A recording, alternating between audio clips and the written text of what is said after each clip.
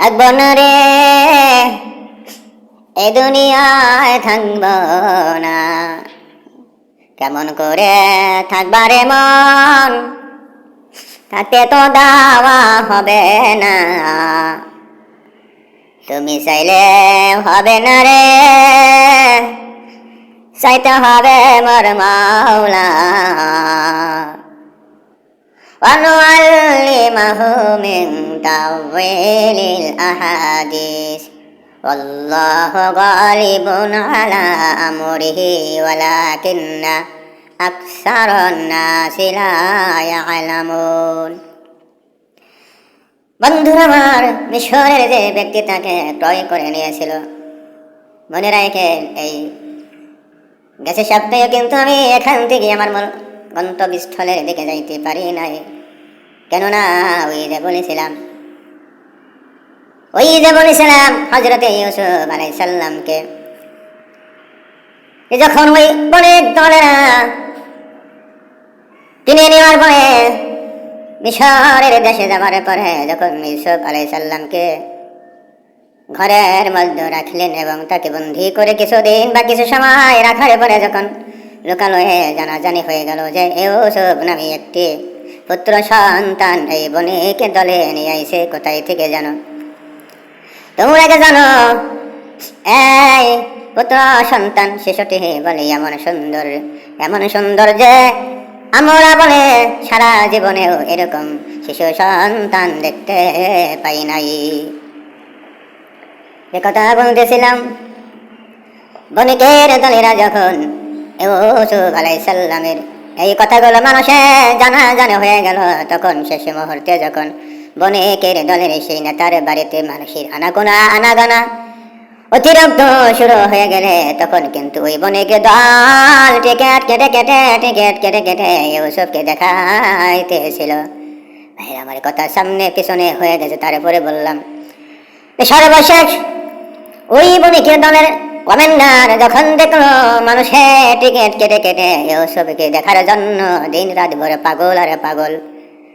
বণিকের নেতা দেখে মানুষের ভিড় কমেই না, সিরিয়াল কখনো ছোট হয় না। তিনি সিরিয়ালের দিকে তাকাইয়া লক্ষ্য করে দেখতে পেলেন যে সিরিয়াল তো ছোট হয় না রে, সিরিয়াল তো দেখি শুধু বড় দিকে হতে থাকে। তাই সে সর্বশেষ চিন্তা ফিকির করে বড় একটি সিদ্ধান্ত বাইর করেছিল। ওই যে বললাম, বণিকের নেতা ঘোষণা করে দিল আমার এই দাসে আমি বিক্রি করে দেবো, কেননা এইভাবে আমি তাকে ঘরের মধ্যে রাখা টিকিট কেটে আমি কয় দিন বা কয় মাস তাকে আমি মানুষের সামনে রেখে এইভাবে টিকিট কেটে আমি পয়সা উপার্জন করব। এটা আমি চাই না, তার থেকে বরং ভালো হইবে তাকে একেবারে আমি দাম দস্তর করে বিক্রি করে দেব। এই কথা ভেবে বন্ধুরা আমার, সেই বণিকের নেতা ঘোষণা করে দিল হারন মেরে দিন বাজারে, মিশরের একটি বিরাটময় বাজারের কথা আসিয়াছে যে বিরাট একটি মরুভূমিময় স্থানের পাশে একটি বাজারে ছিল। সেই বাজারে ইউসুফকে ওঠানো হবে। যদি কোনো ব্যক্তি ইউসুফকে বা আমার দাসকে কিনে নেওয়ার জন্য ইচ্ছা পোষণ করে, তাহলে সে যেন সেই উক্ত সময়ে বাজারে অবস্থিত থাকে। ওই যে বলেছিলাম এই কথা কেমন করে যেন কানে জুলাইখার কানে চলে গেল। জুলাইখার কানে চলে যাওয়ার পরে সে স্বামীকে ওই রকম করে ফুসলাইয়া মানে বারবার বলে স্বামীকে রাজি করলেন। স্বামীকে বললেন, ও আমার প্রাণীর স্বামী, আপনার কাছে আমি কোনোদিন তেমন কোনো কিছু চাই নাই, আবদার করি নাই, কিন্তু আজ আমি এমন একটা আবদার করবো যে আবদার আপনাকে রাখতেই হবে। তখন কিন্তু মিশর আজিজ বললেন, ঠিক আছে বলো কি তোমার আবদার। সর্বশেষ বলে দিলাম যে সিদ্ধান্তই হয়ে গেল যে মিশরি আজিজকে বললো, মিশরি বাজারে বলে একটি কামেল লোক আইছে, একটি শিশু সন্তান, আপনি যেমনি হোক আমাকে সেই শিশু সন্তানটি আমার কাছে নিয়ে আসিবেন বা আমাকে এনে দিবেন, যত টাকা লাগুক না কেন। আপনি কিন্তু টাকার দিকে তাকাইয়া যেন আপনার কাছ থেকে কোনো রাজা বাদশাহ যেন এই সন্তানটিকে নিতে না পারে। জুলাইখা বলল, হে আমার স্বামী, আপনি হলেন এই মিশরের বাদশাহ, তাই আমি চাই আপনি এই মিশরের বাদশাহ হওয়ার পরে যেন অন্য কোনো দেশের রাজা বাদশাহ যেন এই আপনার কাছ থেকে এই শিশু সন্তানটিকে কিনে বেশি টাকা দিয়ে কিনে না নিতে পারে। মিশরের বাদশাহ আজিজ মিশর বললেন, জুলাইখা দীর্ঘদিন তোমার সহিত সংসার করলাম, আজ পর্যন্ত তোমার সহিত আমি সঙ্গম করতে পারি নাই।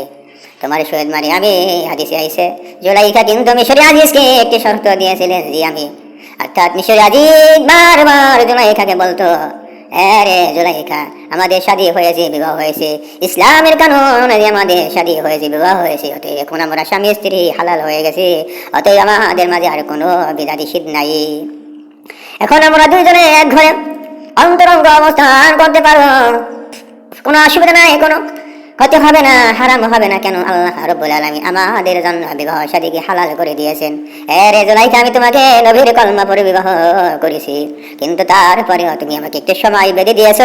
জুলাইখা বলেছে, স্বামী আমার, আপনি আমাকে বিবাহ করেছেন, কোনো অসুবিধা নাই, আমি আপনার হালাল স্ত্রী, আপনি আমার সাথে যা করতে চান তাই করতে পারবেন, আমি আপনার সাথে যা করতে মনে চাইবে আমি তাই করতে পারবো। তবে হে আমার স্বামী, ও আমার স্বামী, আপনার কাছে আমার একটি আরজি রয়েছে। এই সময় পর্যন্ত আমি আপনার সহিত আপনার বিছানায় আমি শুভ না, শুভ না মানে কি থাকবো না, আপনার বিছানায় আমি শুইব না, একসঙ্গে এক জায়গায় থাকবো না, আমরা স্বামী স্ত্রী ঠিক, তবে আমাদের রাত্রিবেলা বা শুয়ার জায়গা হবে আলাক আলাক। কথা বুঝছেন? এখানে কিন্তু বড় ধরনের একটি রহস্য রহিয়াছে।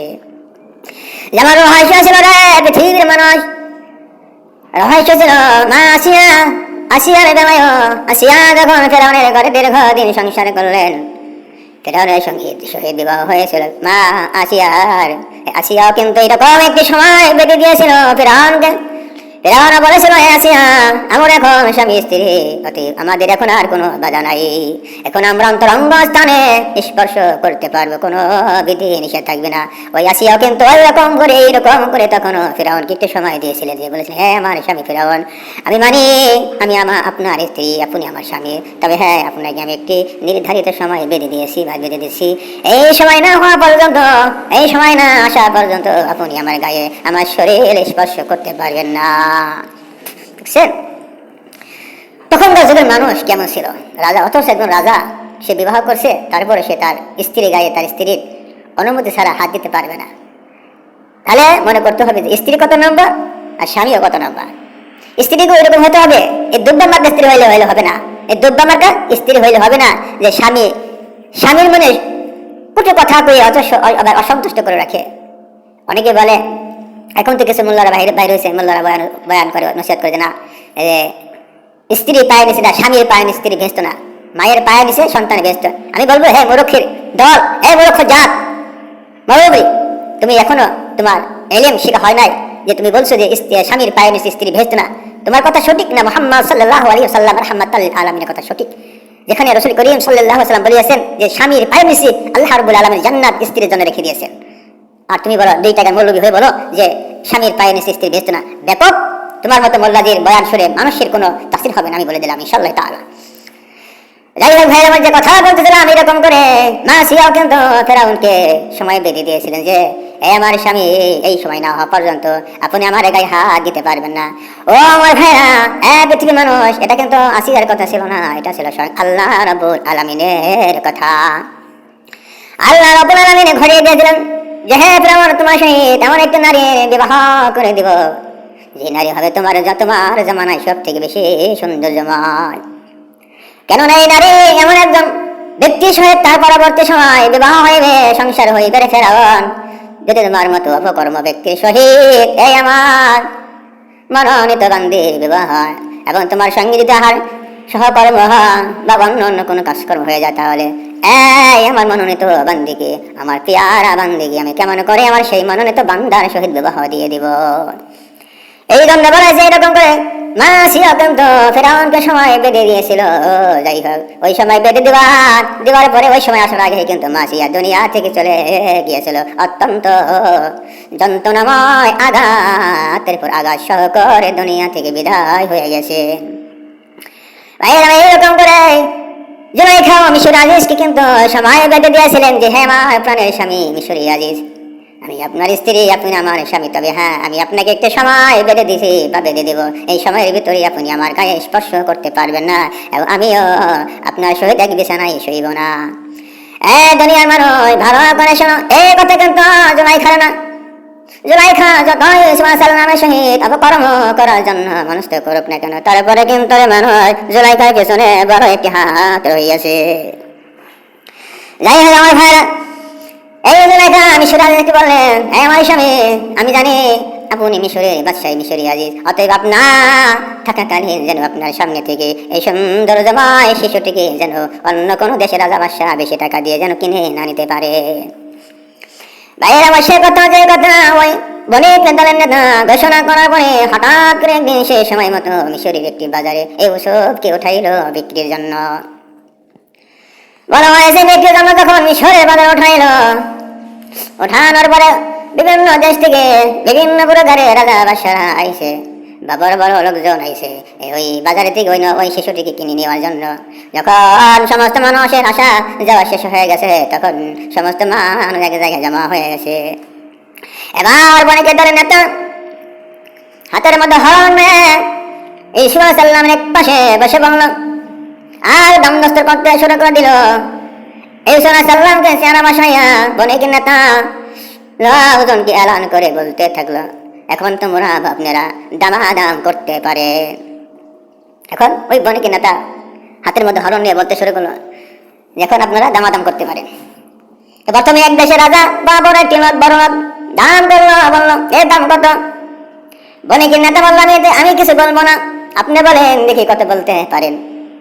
তখন পট করে একটি বড় লোক, বা তোমার মতো আমার মতো বড় লোক নয় না রে, সে কিন্তু বিশাল বড় লোক, crore crore crore crore crore crore crore crore million million billion বিলিয়নের টাকার মালিক, সেই কিন্তু তখন দাম করে বসলো, হ্যাঁ রে বণিকের দল, তোমার এই দাসের মূল্য আমি এই পরিমাণ দিব। তখন ওই বণিকের নেতা বললো, আপনি কেটে পড়েন, আপনি এক সাইডে যান। এরপরে আরেকজন বললো, আমি এত টাকা দিব। তাকেও বললো, তুমি কেটে পড়ো, পাশ কেটে পড়ো, অন্যজনকে আসতে যাও।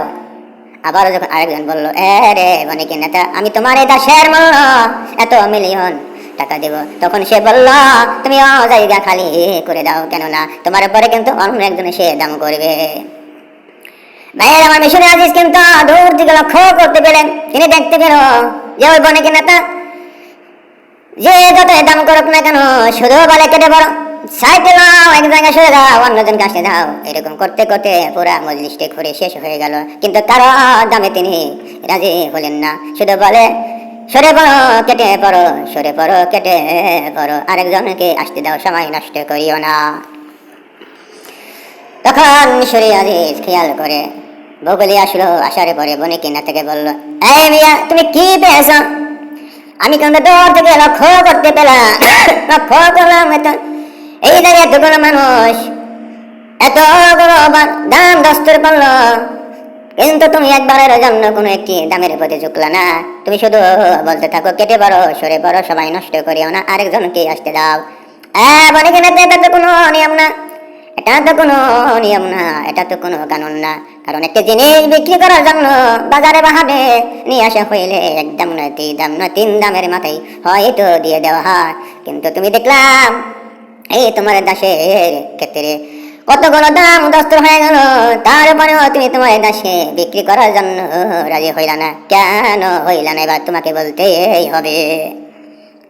এবার সেই বণিক নেতা বলতে লাগলো, ওইসে কাম, এতক্ষণ ধরা খাই গেলাম বুঝি, এতক্ষণ তো অন্যান্য লোকের সঙ্গে যে কোনো এক কথাকে কেটে পড়ছি, এখন তো ধরা খাই গেছে, এখন কি বলবো? তখন সে মনে মনে চিন্তা ভাবনা করতে লাগবে, কি বলি এখন, এ কত টাকার দাম চামো, কি দাম চামো, নাই না আবার যদি ঠকে যায় নাকি ঠকে যায়। তখন ওই বণিক নেতা বললো, না আমি দাম বলবো না, আপনি বলেন। কিন্তু মিশরি আজিজ বলেন, না এটা হবে না, এটা নিয়ম না, কারণ তোমার জিনিস তোমাকে দাম চাইতেই হবে। তোমার জিনিস তুমি প্রথম দাম চাইবে, তারপরে পাবলিকে বা শ্রোতারা দাম করবে, পছন্দ হইলে দিবা, না হইলে কেটে পড়বো। তখন অনেক চিন্তা ফিকির করে বণিক নেতা বাহিনী করলো যে আমার এই দাসকে নিতে হইলে এক পাল্লায় স্বর্ণ রাখবো, সুবহানাল্লাহি ওয়া বিহামদিহি সুবহানাল্লাহিল আযীম। বণিক নেতা যদিও মানুষটি বলা হয়েছে একটু মানে একটু চালাক চতুর কম দিক দিয়ে কম ছিল বলা হয়েছে, কিন্তু এদিক দিয়ে এই কথার দিক দিয়ে তিনি এক নম্বর ছিলেন। বণিক নেতা বললেন, আমি আমার দাসকে বিক্রি করতে পারি একটি শর্ত, এই পরিমাণ যদি দাম দস্তর আমার সহিত মিলে যায় তাহলে আমি আমার দাসকে দিয়ে দেবো। এবার মিশরি আজিজ বলেছে এটা আবার কি? বলে আমার এই দাসকে নিতে হলে এক পাল্লায় স্বর্ণ রাখবো, আমি অপর পাল্লায় আমার দাসকে রেখে দেবো। আমার এই দাসের সম পরিমাণে আমাকে স্বর্ণ দিতে হবে, তাহলে আমি আমার এই দাসকে দিয়ে দিব। এবার মিশরি আজিজ একটু নীরব হয়ে গেল। তিনি চিন্তা করতে লাগলেন কি করা যায়। একটি শিশু সন্তানকে নেওয়ার জন্য এতগুলো স্বর্ণ দিব, এটা কি করে হয়? তিনি চিন্তা করতে লাগলেন একটা শিশুকে একটা কাজের লোক নেওয়ার জন্য এক পাল্লায় স্বর্ণ আর এক পাল্লায় সে তার দাসকে রাখবে, এত পরিমাণ স্বর্ণ দিয়ে একটি কাজের লোককে নেব, এটা কি করে সম্ভব? এটা তো আসলে ঠিক না। তখন আমার ভাইয়েরা মিশরে আজিজ অনেক চিন্তা ভাবনা করার পর তিনি খেয়াল করলেন তার স্ত্রী জুলাইখার কথা। কেননা জুলাইখা বলেছিল, এই আমার স্বামী মিশরি আজিজ, আমার স্বামী মিশরি আজিজ, আমি আপনাকে বারবার বললাম আপনি কিন্তু টাকা পয়সার দিকে সোনা দানার দিকে তাকাইন না। আমি চাই আমার এই কাজের ছেলেটি যেন আমার বাড়ি আসে।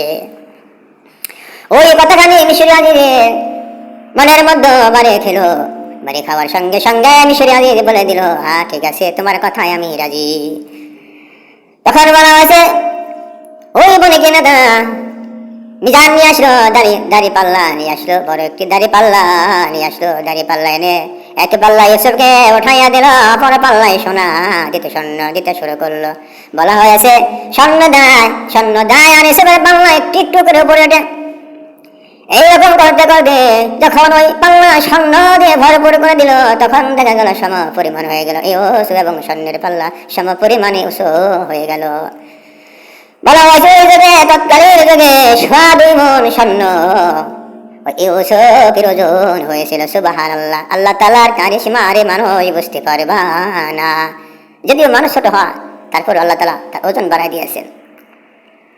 তখন দেখে গেল সেই ইউসুফের পরিমাণ ওজন দিয়ে স্বর্ণ দিয়ে ইউসুফকে কিনে নিয়ে গেল মিশরের আজিজ বাদশাহ। বন্ধুরা আমার খেয়াল করতে হবে, আমি যে বলেছিলাম মিশরি আজিজ তাকে কিনে নিয়ে গেল।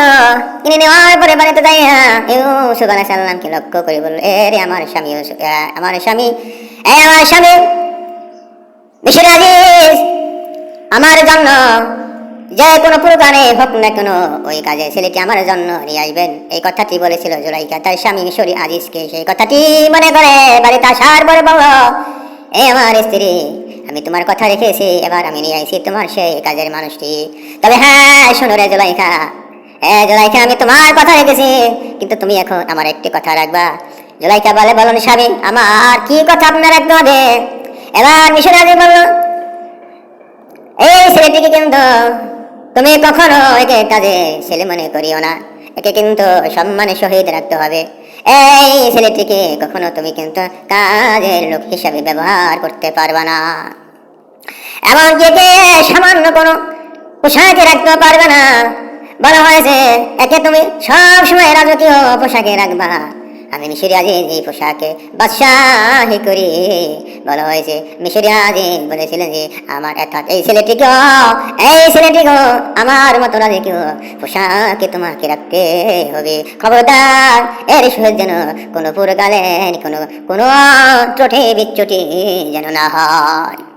এইভাবে জুলাইখাকে তার স্বামী মিশরি আজিজ ওই ইউসুফ আলাইহিস সালামকে তার বাড়িতে আনার পরে স্ত্রীকে বললে যে, হে জুলাইখা, আমি তো তোমার কথা রাখছি, এখন তুমি আমার কথা রাখবা। তখন জুলাইখা বলেন যে, হে আমার স্বামী, আপনার কি কথা রাখতে হবে বলুন। তখন ইউসুফ আলাইহিস সালামকে লক্ষ্য করে মিশরি আজিজ বললেন যে, একে তুমি কখনো কাজের ছেলে হিসেবে মনে করবা না, আর একে তুমি কখনো সাধারণ কোনো পোশাকে রাখবা না। একে সবসময় রাজকীয় পোশাকে অর্থাৎ বাদশাহী পোশাকে তাকে তুমি সবসময় দেখশন করে রাখবা। আর একে তুমি কখনো বাড়ির কাজের ছেলে হিসাবে মনে করবা না। অতএব মনে করবা যে আমাদের নিজেদের সন্তান, কারণ আমাদের তো কোনো সন্তান আদি নেই। তাই আমি মনে মনে সিদ্ধান্ত নিয়েছি, মিশরি আজিজ বলে, আমি মনে মনে সিদ্ধান্ত নিয়েছি যে এই ছেলেটিকেই আমরা লালন পালন করে আমাদের ছেলে বানিয়ে নিব, যাতে করে ভবিষ্যতে আমাদের কোনো কাজে আসে। এই কথা যখন বললো জুলাইখাকে, তখন জুলাইখা তখন ওই মুহূর্তে সঙ্গে সঙ্গে তাল দিলা বল, হ্যাঁ ঠিক আছে, তাই করা হবে। ভাইয়ের আমার ঘটনা ঘটে গেল এইরকম করে। আল্লাহ রাব্বুল আলামিন ফিলিস্তিনের মরুভূমি থেকে যারা কিনে নিয়েছিল তাদের মাধ্যমে আল্লাহ রাব্বুল আলামিন ইউসুফকে ওই মিশরে পৌঁছাইয়া দিল। আল্লাহ রাব্বুল আলামিন আমি এরকম করি আমার সেই মনোনীত পয়গম্বর ইউসুফকে মিশরের জমিতে পাঠাইয়া দিলাম ওই বণিক দলের মাধ্যমে।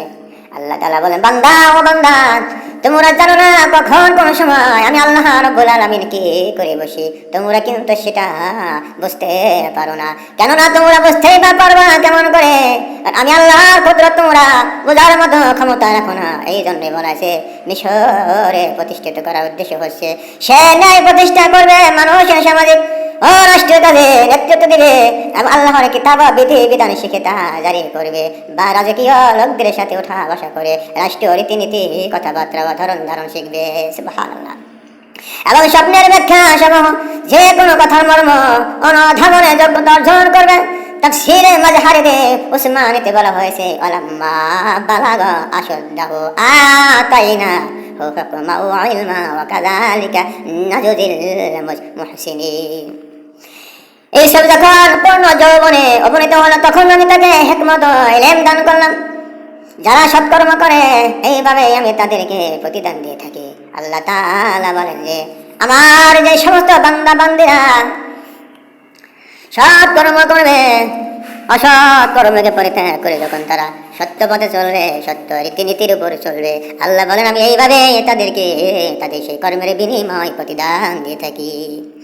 আবার বলা জরা আদাদুল নাদি হুয়া বি বাইতিহা আন নাফসিহি ওয়া বাল্লাকাতিল আবওয়াবা ওয়া ক্বালাত হাইতা লাকা ক্বালা মাআযাল্লাহ ইন্নাহু রাব্বি আহসানা মাসওয়ায়া ইন্নাহু লা ইফলিহু যালিমুন। ভাইয়ের আমার বলা যেই নারীর ঘরে সে থাকতো সে তাকে ফুসরানোর চেষ্টা করলো। এই তো শুরু হয়ে গেল যে ইউসুফ আলাইহিস সালাম যেই ঘরে যা উঠলেন ওই ঘরের মধ্যেই তার শত্রু রয়েছে, অর্থাৎ তার শহীদ অপকর্ম করার হাজির রয়েছে। ভাইয়ের আমার আমি আর একটা কথা বলে আসি যে জুলাইখার শহীদ ইউসুফ আলাইহিস সালামের এত আকর্ষণ কেন, এত ভালোবাসা কেন, সেটা জানার জন্য আমাকে আবার একটু পিছনে যেতে হবে।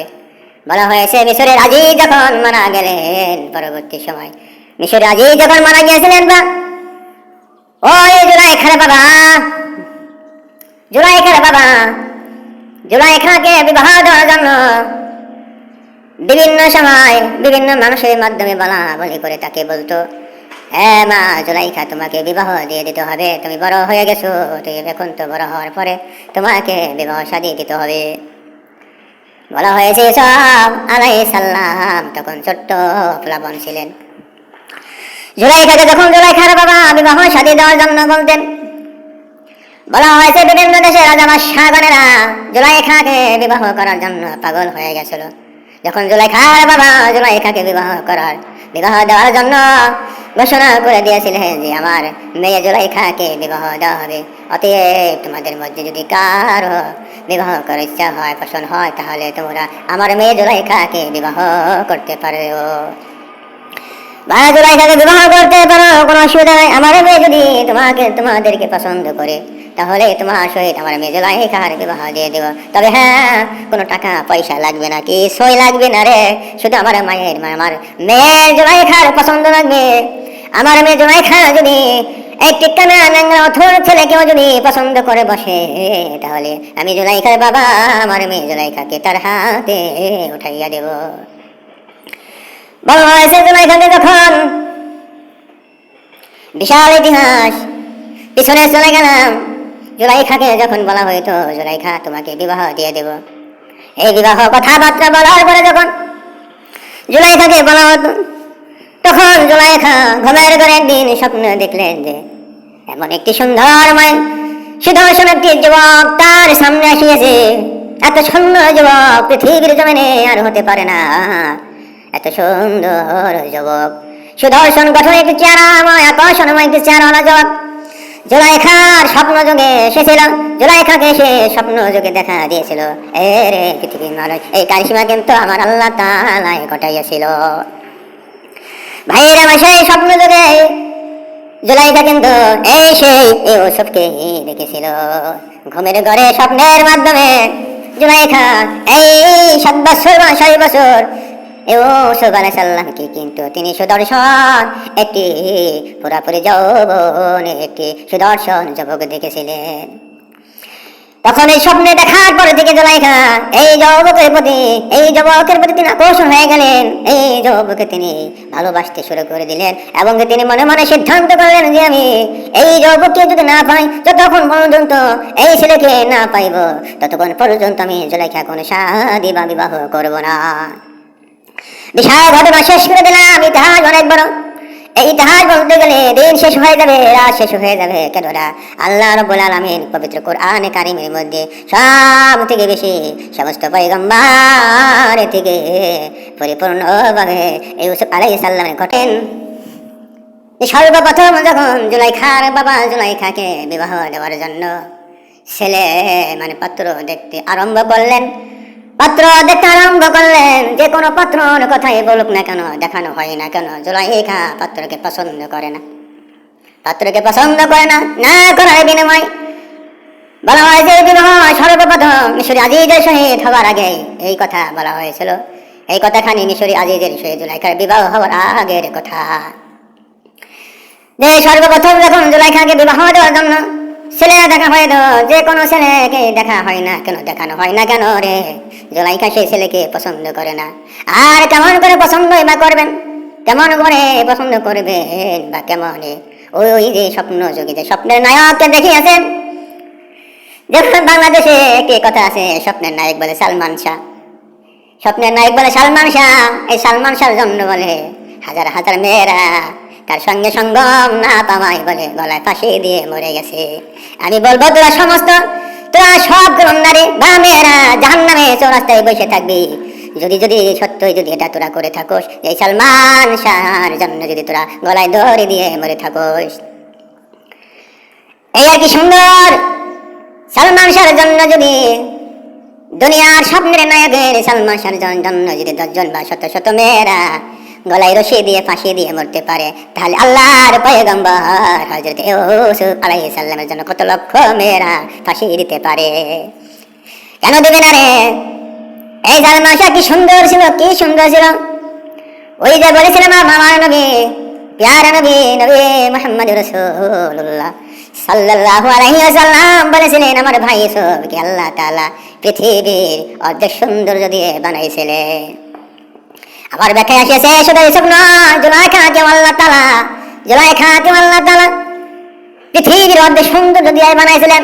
দুইজনকে পুরা পৃথিবীর সৌন্দর্য দিয়ে বানাইছিলেন। আদা অর্ধেক সৌন্দর্য দিয়ে আল্লাহ তাআলা এদের দুইজনকে বানিয়েছিলেন, যে এই জন্য দুইজনের প্রতি ভালোবাসা হয়েছিল। আমার যে কথা বলতেছিলাম, জুলাইখাকে বিবাহ দেওয়ার জন্য বড় লোকের ছেলেকে দেখেন, এমনকি রাজা বাদশাহ খানেরাও এই জুলাইখাকে দেখার জন্য বা তাকে বিবাহ করার জন্য প্রস্তাব পাঠাইছিল। এমন বলা হয়েছে রে, যে বাদশাহ 3টা বিয়ে করছে, 2টা বিয়ে করছে, তারাও একটি চিঠি লিখে জুলাইখার কাছে পাঠিয়ে দিয়েছে, এ রে জুলাইখা, আমি হইলাম আমেরিকার বাদশাহ জুবাইর, আমি তোমাকেও বিবাহ করতে চাই। একটা কথা আর কি, এইরকম করে বিভিন্ন দেশের রাজা বাদশাহ গণেরা যারা বিবাহ করছে 2টা 3টা বড় লোকের ছেলেরা তো লাইন দেওয়া হয়েছে জুলাইখাকে বিবাহ করার জন্য। এত সুন্দর একটি নারী, একটি মেয়েকে বিবাহ করবো, একে বিবাহ করতে পারে তো জীবন ধন্য হয়ে যাবে। জুলাইখার মতো একটি মেয়েকে বিবাহ করতে পারলে, যে মেয়ে পৃথিবীর অর্ধেক সৌন্দর্যের অধিকারী। সুবহানাল্লাহ। ভাই আমার সর্বশেষ যখন জুলাইখার বাবা দেখে আমার মেয়ে কোনো ছেলেকে দেখে পছন্দ করে না, তখন সিদ্ধান্ত নিল যে কি করা যায়। এইভাবে তো মেয়েকে বিবাহ দেওয়া যাবে না, কারণ একজন করে আসবে ছেলেকে দেখে আমার মেয়ে পছন্দ করে না। তবে কি করা যায়? জুলাইখার বাবা ঘোষণা করে দিল, এলান মেরে দিল, মিশরের বাজারে বিশাল এক ময়দানে এক জনসভা করা হবে, একটি মজলিস করা হবে। ওই মজলিসের মধ্যে আমার মেয়ে জুলাইখা বিয়া সম্পর্কে, আমার মেয়ে জুলাইখার বিবাহ করার উপলক্ষে সমস্ত পাত্রদেরকে হাজির করা হবে। অর্থাৎ আমার মেয়ে জুলাইখাকে যারা বিবাহ করেছেন, জুলাইখাকে যারা বিবাহ করতে চাইবেন বা বিবাহ করবে, তারা যেন এই মিশরের বাজারে অমুক সময় যেন তারা সকলেই হাজির হয়। আর হাজির হওয়ার পরে আমার মেয়ে জুলাইখা সমস্ত মানুষদেরকে ঘুরে ঘুরে দেখবে, যাকে আমার মেয়ে জুলাইখা পছন্দ করবে এবং যার গলা আমার মেয়ে জুলাইখা ফুলের মালা গলায় দিয়ে দেবে, আমি জুলাইখার বাবা, আমি সেই ছেলের সঙ্গে আমার মেয়ে জুলাইখার বিবাহ দিয়ে দেব। এইরকম করে ঘোষণা করে দিল যে জুলাইখাকে বিবাহ দেওয়া হবে।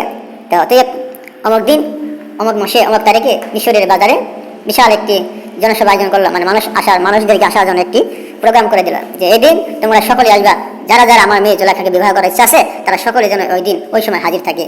আর হাজির হওয়ার পরে আমার মেয়ে জুলাইখা ওই মজলিস ঘুরে ঘুরে দেখবে, আমার মেয়ে জুলাইখা যাকে দেখে পছন্দ করবে এবং যার গলা আমার মেয়ে জুলাইখা ফুলের মালা গলায় দিয়ে দিবে তাকেই বিবাহ দেওয়া হবে তাহার আমার মেয়ে জুলাইখাকে। বন্ধুরা আমার, এই নওজওয়ানের দলেরা শোনো, তোমরা তো এখন খুশি হয়ে গেলে যে আমাদের কথা বলতেছি হুজুর, বলি চারবার তোমরা শোনো, হ্যাঁ তোমাদের কথাই বলতেছি, তবে শোনো রে যুবক, এইরকম হতে হবে তোমাকে, তাইলে তুমিও এইরকম সুন্দর সুন্দর মেয়েদেরকে বিবাহ করতে পারবা। আর যদি ওই ছেলের মধ্যে কলের মধ্যে নিহত হও, ফোন করে পাউন্ডে মিস কল দিয়ে নিয়ে গেলা গাবতলির গরুর হাটে গিয়া প্রেম প্রীতি করা শুরু করে দিলা, বা অমুক জায়গা অমুক পার্কে নিয়ে গিয়া তোমরা কথাবার্তা বলতে বলতে এমন পর্যায়ে চলে যাও যে তোমরা বিবাহর আগে সন্তান জন্ম দিয়ে দাও। আছে কিনা এরকম? আছে না এরকম সমাজে যে বিবাহ হয় নাই সন্তান হয়ে গেছে? ওই যে কি বলবো, নাম বলার দরকার নেই, তবে বাংলাদেশে একটা ছেলে আছে, সে বলে বিবাহ ছাড়াই মেয়েদেরকে সন্তান দিয়ে দেয়। নাউজুবিল্লাহি মিন যালিক। আল্লাহ তাআলা একে পরিপূর্ণভাবে বুঝদান করে, হেদায়েত দান করে, সকলে বলেন আমিন। ভাইয়ের আমার, ওই ঘোষণা করার পরে মিশরের বাজারটি একটি বাজার ছিল, অনেক বড় বাজার ছিল। যারা দেখছেন তারা হয়তো বুঝবেন যে বাজারটি এখনো আছে, এখনো সেই বাজারটি মরুভূমি হয়ে আছে। কারণ তৎকালীন যুগে ওই মিশরে আজিজ থাকাকালীন ওই মিশরের বাজারটা চালু ছিল। মিশরে আজিজ যখন মৃত্যুবরণ করেছেন তখন ওই বাজারটা আস্তে আস্তে আস্তে আস্তে মানে বাদ হয়ে গেছে। তো এখন করে যে বাদশাহ আছে তিনি ওই বাজারটাকে ওই সেই স্মৃতি হিসেবে আর কি রেখে দিয়েছেন, চতুর্দিক দিয়ে তারা কাটা তারে বান দিয়ে রাখছেন আর কি। তো যাই হোক ভাই আমার, ওই ডেট মতো তারিখ মতো মিশরের সেই বাজারে সেই মরুভূমির ভিতরে জনসভায় যখন সমস্ত মানুষ আসি হাজির হইল, তখন ঘোষণা করা হইল ওই জনসভায় কিন্তু বিভিন্ন দেশের রাজা বাদশাহগণ আছে, বিভিন্ন দেশের বড় লোকের রাজপুত্র গণেরাও রয়েছে, এমনকি রাজা বাদশাহ গণেরাও সৈন্য রয়েছে। তারা বলে যদি লাগা যায় বিয়ে 3টা করি, তাই কি যদি লাগা যায় জুলাইখারে বিবাহ করা তো কপাল খুলে যাবে, তাহলে আগে 3টা বাদ দিয়া এই জুলাইখারে মেয়ে গাবতলি হাতে একটি 3তলা বাড়ি করে এখানে থাকবো। আসলে এরকম যে সুন্দরী বউ পাইলে বাপ মাকে পর্যন্ত হারিয়ে ফেলে, মানে ছেড়ে দেয়। ওই সুন্দরী বউ নিয়ে কি করে তারা কুটুনাটি মানে জীবন কাটানো শুরু করে দেয়, বাপ মার কথা ভুলে যায়। আসি কেন এরকম যুবক? আমার যে কথা বলতেছিলাম কথাখানি লক্ষ্য করে শুনিয়েন। যখন সমস্ত মানুষের আসা যাওয়া শেষ হয়ে গেল, সমস্ত মানুষ এক জায়গায় সমবেত হয়েছে, তখন জুলাইখার বাবা বলে উঠলো, এখন আমার মেয়ে জুলাইখা আপনাদের সকলকে দেখবে, দেখে দেখে আমার মেয়ে জুলাইখা যাকে পছন্দ করবে তাকেই আমার মেয়ের সহিত বিবাহ দিয়ে দিব। অনেক বড় লোকের ছেলেরা বড় বড় বাদশাহের ছেলে ঘনের রাজপুত্র ঘনের বড় বড় ঘোড়া নিয়ে আইছে, মানে ঘোড়ায় চড়াইছে, শাহী পোশাক করে আইছে, যত সৌন্দর্য হয়ে আসতে পারে আর কি আর কি জুলাইখাকে চয়েস হওয়ার জন্য। বলা হয় যে জবাব যখন পরিপূর্ণ হয়ে গেল মাঠখানা, এই সময় জুলাইখাকে বলা হলো, মা এবার তুমি নিজে হাঁটে হাঁটে এই ছেলেগণের মধ্য থেকে তুমি তোমার মনের স্বামীকে খুঁজে নাও, দেখো কিনা তোমার কোনো একটি পাত্র পছন্দ হয় কিনা। ঘটনা এসেছে জুলাইখা মাটির কোনার থেকে শুরু করলো, হাঁটতে হাঁটতে একেবারে শেষ পর্যায়ে চলে গেল। বিশাল মাটি ঘুরে ঘুরে দেখতে দেখতে যখন কোন এক রাজপুত্র ছেলের সোজা যায়, তখন সে খুশি হয়ে যায়, হাই হেরে মনে হয় আমার কি পছন্দ করবে জুলাইখা, এরকম মনে করে আর কি। আবার যখন একটু সামনে যায় আরেক দেশের রাজা, যেমন আমেরিকার বাদশাহ, সেও পছন্দ মনে মনে খুশি হয়ে যায় যে হাই হেরে জুলাইখা মনে আমার কি পছন্দ করবো, আমার গলায় মনে ফুলের মালাটা পরাই দিবে আর আমার সহিত মনে জুলাইখার বিবাহ হবে। এরকম মানে বিভিন্ন ছেলেদের মনের মধ্যে একটি উৎফুল্লঙ্গ মানে একটি আনন্দ শুরু হয়ে গেছে। কিন্তু তারা জানে না জুলাইখার মন কোথায় গিয়েছে, জুলাইখার মন কোথায় রহিয়াছে। বলা যায় যে মজলিস ভেঙে যাওয়ার সময় হয়ে গেছে, কারণ জুলাইখা সারা মজলিসটি ঘুরে ঘুরে দেখলো, হাজার হাজার ছেলেদেরকে ঘুরে ঘুরে দেখলো, জুলাইখার একটি ছেলেকেও পছন্দ হলো না, একটি ছেলেকেও পছন্দ হলো না। কারণ কেমন হবে, ওই যে স্বপ্নে যোগে যে স্বপ্নে নায়কে দেখছে। জুলাইখা চিন্তা করতে লাগলো, আমি যে ঘুমের ঘরে আমার স্বপ্নের নায়ককে দেখছি, এখনো তো সেই স্বপ্নের নায়কের একজন দেখি না। জুলাইখা ঘুমের ঘরে যে ছেলেকে দেখছেন, যে যুবককে দেখছেন, যে যুবকের চেহারা জুলাইখার মুখে চোখে বেশি ওঠে, সেই স্বপ্নের নায়ক এই জায়গায় উপস্থিত নাই। কেমন করে জুলাইখার পছন্দ হবে? পৃথিবীর মানুষ শোনো, কেমন করে ভালোবাসা করতে হয়, আর কেমন করে সুদর্শন যুবকের সহিত বিবাহ হওয়া যায়। দেখে নাও, শুনে নাও এইসব জুলাইখার কাছ থেকে। বলা হয়েছে মজলিস ভেঙে দেওয়ার সময় হয়ে গেছে।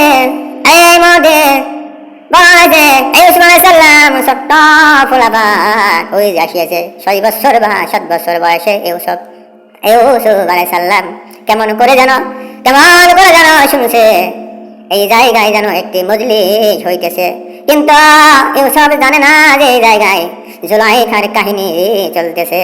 তিনি এই কথা জানে না। ফুলাবান মানুষ, তিনি মনে করছে এই জায়গায় এত মানুষকে, এত বড় মজলিস, না জানি কোনো খেলাধুলা হইতেছে কিনা, এটাকে তিনি একটু দেখার জন্য বা জানার জন্য তিনি কি করছে, ওই মজলিসের ভিতরে আসার জন্য চেষ্টা করতেছে।